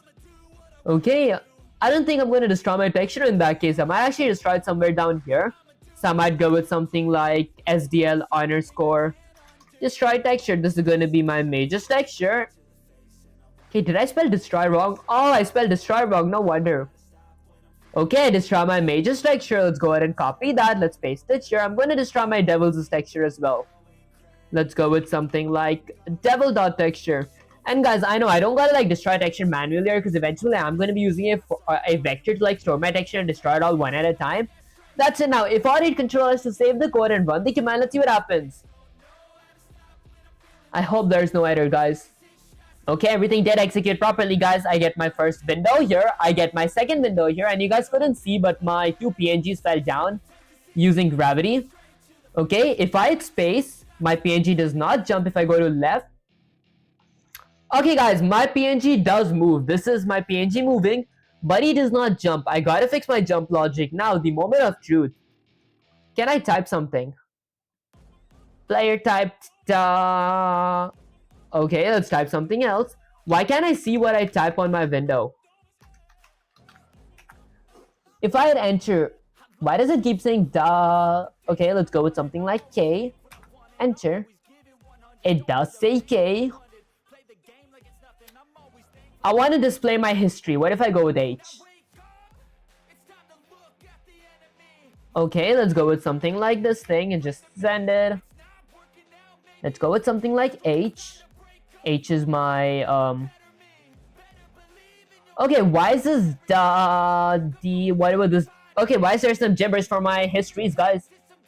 Is something wrong with my histories? And why can't I see my what if I type on my window? Is it because I set both my colors to be exactly the same? Okay, let me check my color real quick, guys. My physics bodies class does have a green arrow here. Let's scroll all the way up. My color here is black, so I'm assuming that is the okay. I'm pretty sure that is a black color. Now I scroll all the way down here. Hold up, guys. Okay, let's see. So if I go all the way down to my fill screen, which is right here. Excuse me, guys, that is a white color. Okay, and then honestly, for my graphics section, I do want to color my floor as well. So I could go with something like SDL. What up, guys? Let's go with something like SDL underscore set render. So I'm going to be setting my render to draw a color. So I'm going to go with set render draw color. With a parentheses, this function is going to be requiring a few parameters. First is my render. Okay, what is the RGB for brown? I don't remember. I might just go with something like 88, 88, 88, and 255. Ending with a semicolon. Ending my function with a semicolon. Then I'm going to use the SDL underscore render. I'm going to say my renderer to fill my rect. So render fill rect function. That requires a parameter of my renderer, ending with a semicolon. Game over. Guys, game is not over yet. Hold up, guys. I think I almost figured it out. Okay, let me go with something like floor. I think there's a really silly mistake. Like a very silly mistake. Okay, I start my input here, so that should work. Howdy Kakashi, I appreciate you joining the stream. Now for it controllers to save the code and run the command and see what happens. So I get my window here. My two PNGs did fall, guys. That is my floor down there. Okay, maybe I want to like get my floor to be a bit higher. Hold up, guys. Let's go ahead and change my floor's position real quick. Okay, my floor's y-axis could be something like 750. Ending with a semicolon. Okay, now if I do run the code, let's see what happens. Does my there we go, that's much better. Maybe I go with 600. What up, guys? Let's get my windows back up here. Let's cancel this. Let's change this to 600. I want my floor to be a bit higher.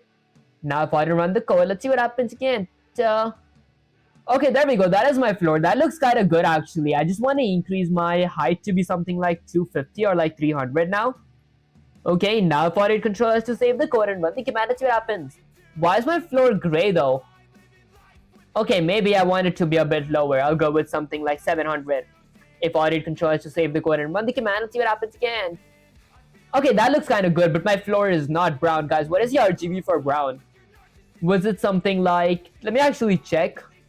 Okay, what is the RGB for a brown question mark? Okay, it is 150, 75, and 0. Let's go with something like, okay, 150, 75, and 0. Let's change this real quick. Okay, let's change that to something like 150, 75, and 0. So let's go with something like 75 and 0. Okay, now Fodder Control has to save the code and run the command. Let's see what happens. Bro, it's amazing. Guys, I feel like it would have been amazing if it was like actually, whatchamacallit, my text would have worked. I feel it is good, like it is still working. I did something wrong here.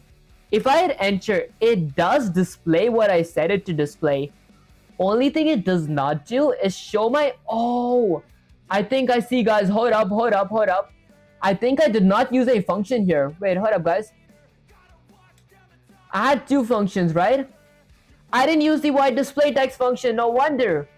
Okay, let's use the, okay, let's go under my graphics. So, I'm gonna go with something like my chat.the display text function with a pair of parentheses. This function requires two parameters. The first parameter is gonna be my renderer. The second parameter is gonna be my font. I did not create a font, so let's go ahead and create a font real quick. So I'm gonna add a comment here that says something like font. That says something like load font. I'm gonna go with something like load font. Now for my load font, I'm gonna go ahead and use the SDL, actually the TDF underscore font structure, which is going to be a pointer towards a font. So this local variable, which is going to be equal to my image underscore the load fonts function.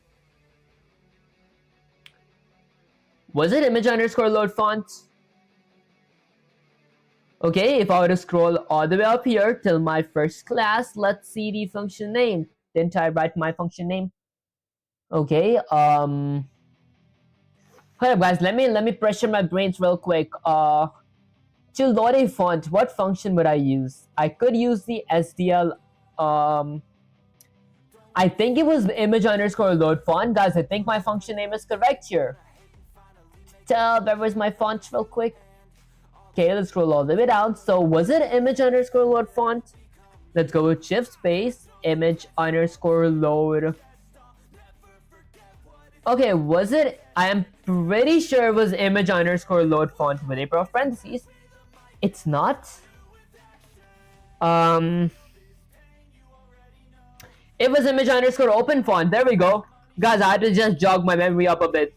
Okay, so it's image underscore open font.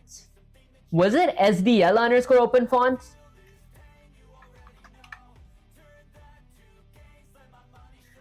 Alright, guys, I think something is messed up here. This is the correct function. It was image underscore open font. Image underscore open fonts function. So it's image underscore open font. What up, guys, if I go with shift space? I'm pretty sure it was open font. Was it something else? Okay, would this not have to be a pointer? Okay, this needs to be a pointer. I needed image underscore open font. Wow, that was quick. Honestly, was it? I think I've been like writing this code for like 1 hour and 40 minutes.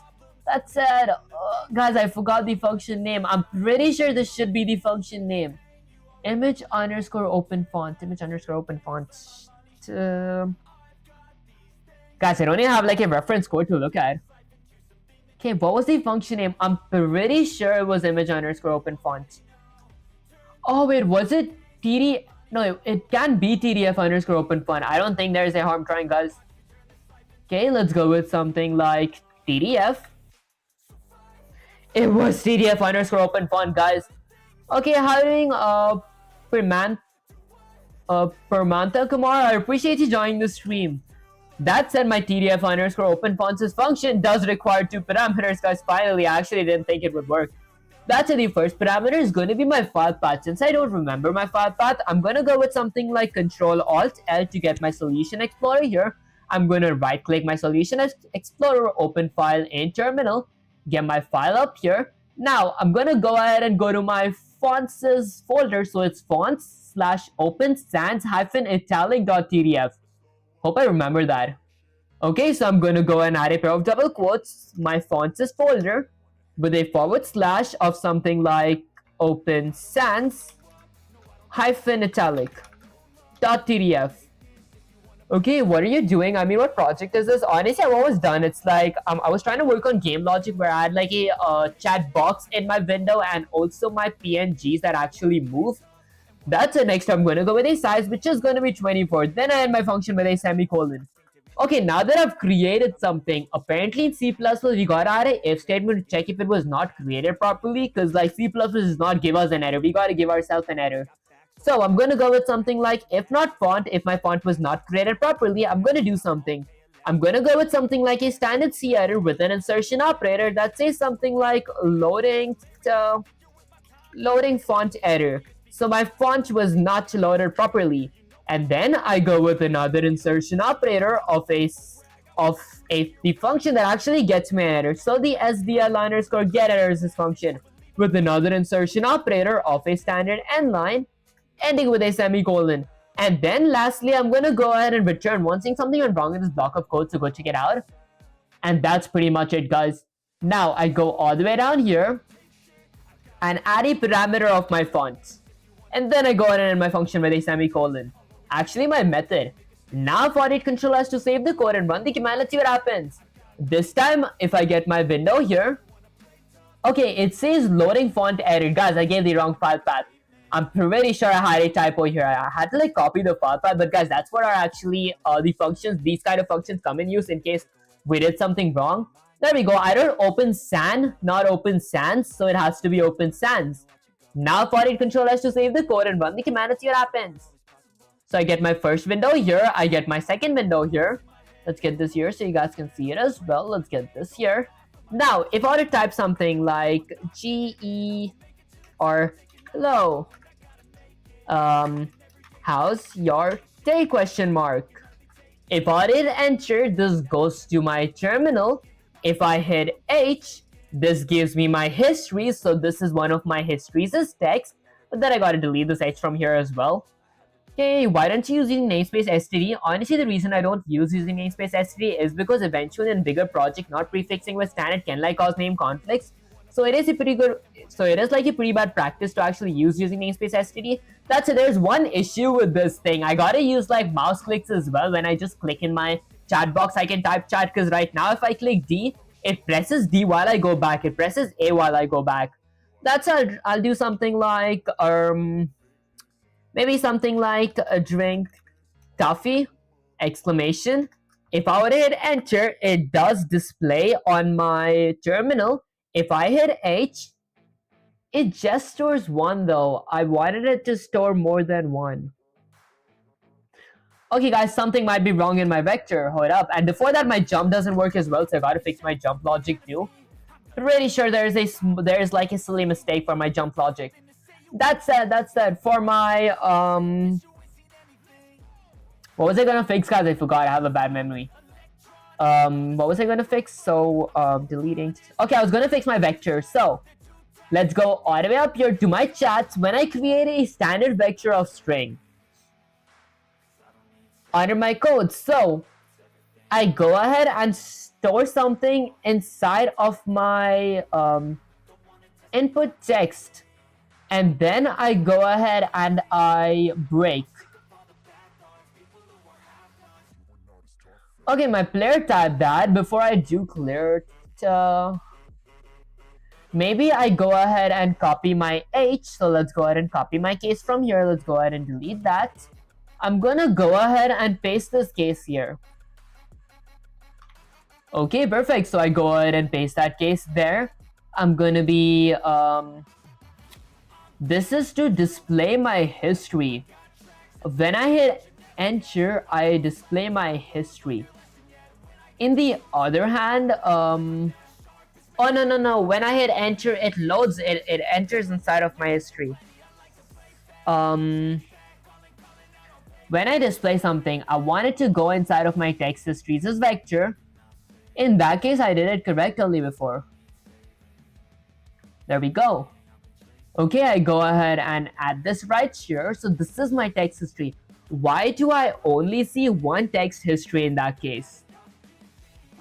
Let's think. Hold up, guys. Maybe because I go with something like clear here, but that wouldn't make any sense. Huh, okay, let's think. What did I do different here? So I have my text history dot pushback. I push something inside of my text history. I push my text input, and then text input dot clear break. After pushing it back inside of my vector, I break. Although shouldn't be saved in my vector, then I want to display everything that is saved inside of my vector every time I hit H. This should honestly be working perfectly. Alright guys, let's get my first window here. Okay, and then my second terminal here as well. So let's say something like hello. It says hello. If I go with H, it says hello. If I go with H again, it says H. If I go with something like H again, hit enter. Why is only hello? Okay, it breaks after a single iteration. That does make sense. It breaks after a single iteration. Breaks after a single iteration. But I do gotta add a break here. If I did not add a break here, then it wouldn't make sense because this is like a case. Okay, maybe standard end line to go to a new line. My player typed. I want to save it inside of my text history. Is it valid for my text history to be here in my private data member? Let's go ahead and copy that, delete that. Let's go ahead and paste it in my public data member. Now for it controller to save the code and run the command. Let's see what happens. I get my first window here. And guys, something is not gravitying with my gravity. My players fall way too quick. That's it. Let's go with something like hello. How's your day? Question mark. If I were to hit enter, it gets displayed here. If I were to hit H, hello, how's your day? Let's go ahead and delete this. Let's say something like what is your name? I'm gonna go with something like what is your name? Question mark. Okay, it says what is your name. If I were to hit H, it still says hello, how's your day? Multiple stuff is not being saved in my vector. Okay, why could that be? Let me think really hard, guys. Could it be because this is inside of a function? That could be a case. Guys, let's go ahead and copy this, delete that from there. Let's go ahead and paste it inside of my function here. Okay, now for it controller to save the code. Let's see what happens. In your for loop for printing the history, you're breaking inside the loop. Guys, I'm so stupid. I did this exact same mistake last stream. There's no way I repeated this mistake again. Let's go ahead and break. Exactly. Guys, I made this mistake last stream as well. I don't pay attention. Like, apparently last stream also, I thought that I was outside my pair of parentheses and I added a break. Bro used a break in for loop. Guys, that did not make any sense actually. Okay, so in that case, let's get my text history back up. So I'm going to go ahead and copy that, delete that. Let's go ahead and paste it here. Now for it controllers to save the code. Let's see what happens. Okay, are you storing it in first? That does make sense. Last stream I made the same exact mistake. This is like, I think like this is like a silly mistake just for paying attention. Like guys, last stream also I was like, I'm not gonna do this. It's kind of embarrassing. That's it. Let's say something like hello. How's your day? Question mark. Okay, beginner mistakes, guys. That does make sense. How do you guys pay so much attention? If I hit H, it displays my history. Let's say something like, what is your name? Guys, what is your name? Okay, and then I'm gonna hit something like question mark, hit enter. If I hit H, it says, how's your day? What is your name? Maybe. I want to add a few tiny modifications, guys. Hold up, I might add a tiny modification here real quick. I'm gonna go ahead and say something like history here. Let's go with something like history. I'm gonna go ahead and remove this. Okay, so this says history, that says a new text. Okay, now for it controllers to save the code. Guys, now this is all just aesthetics now. And there are like a few mistakes that I still have in this code. For example, like, whatchamacallit. If I hit H, my player, like, it does, like, even, like, show my message history. Like, if I hit enter here, now if I hit H, it shows my message history while having an H here as well. Plus, if I hit S or if I hit A, my A registers while my player moves, my D registers while my player moves, and all that stuff. That's it. I am going to be fixing that as well, but not the stream because like I do have my post assessment tomorrow, so I do got to prepare for that. And also have an exam this Monday. That's my final, so I got to prepare for that as well. Let's go with something like H. It says something like history. Maybe I don't want to add these hyphens at all because that makes it look ugly. Okay, now let's go ahead and copy that. Maybe after my player typed, I might go with something like.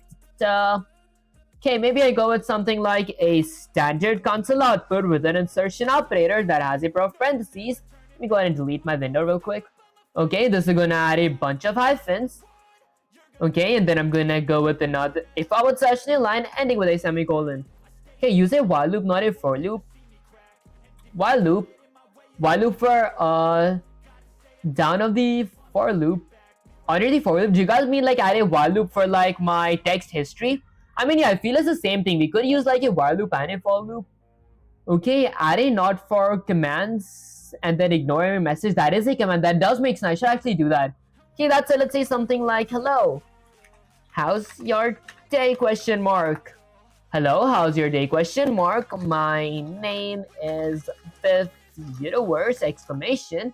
My name is Fifth Universe. If I go with something like H, it says this is my player history.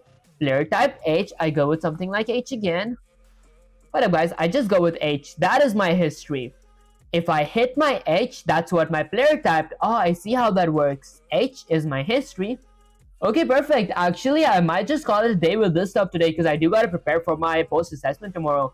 Are you teaching coding? Honestly, I'm not actually teaching coding. Instead, I'm learning on how to code. If you guys do want to learn, like while I am learning, like guys, feel free to learn. I'm not like stopping you guys. That said, how you doing, which doctor? I appreciate you joining the stream. That's it, let's go ahead and paste this. You'll go with your pen, try and say something like, Sensei, I made this exclamation. So let's go with something like made this exclamation. That said, I am actually planning to end the stream right now because I have a lot of college work to do since this is my finals. So before I do end the stream, is there anything that you want to say to the viewers? Question mark. Okay, let's see. Guys, ignore my typos. Listen up, chat. Your pupil just wrote a full SDL3 object-oriented programming system, classes, inheritance, gravity, jumping, text, rendering, doing a live stream while having college finals breathing down his neck. This is the kind of grind that separates the I want to make a game someday crowd from the I will make and nothing will stop me monsters. He's not just learning C++, he's building a foundation that most stuff takes years to reach, guys. I think this is actually basics.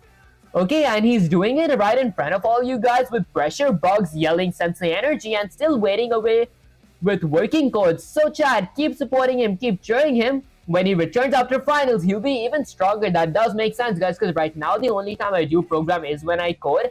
But before, like when I didn't have my college, I used to like program even after I was done streaming, if that makes any sense. And we'll build something even crazier together. Respect the hustle, respect the dedication, and you'll see at the next training session. And see you at the next training session. People, go conquer the finals. The dojo is waiting. That's it. Let's go to my main camera. Alright guys, so basically that was pretty much it for the stream. I did want to stream for longer, but honestly I can't stream for long because I actually do want to end up with like a 4.0 GPA this semester. So I'm going to be like, whatchamacallit, working on my post-assessment, that is tomorrow, and my finals, which is this Monday. That's it. If you guys did enjoy the stream, don't forget to like, share, subscribe, like, helps my algorithm, sharing makes you smile, and subscribing is like a cherry on top. And guys, I did like start multi-streaming on Twitch, Kick, YouTube, and I will start multi-streaming on TikTok and Instagram as well. I used to stream on Trovo, but I feel like that was kind of worthless. I mean, not like worthless also, but like I felt like I didn't get like much views or anything in Trovo because like rarely people even like use it. That's it. I might actually start streaming on Trovo back if like many of you guys do say me to stream. That's if you guys do want to follow me there. The link is in the description, and also join the Discord server. That's where I usually like talk to you guys and answer questions that you guys have. The link is in the Discord server as well. That said, I'll catch you guys in the next live stream or video. Peace.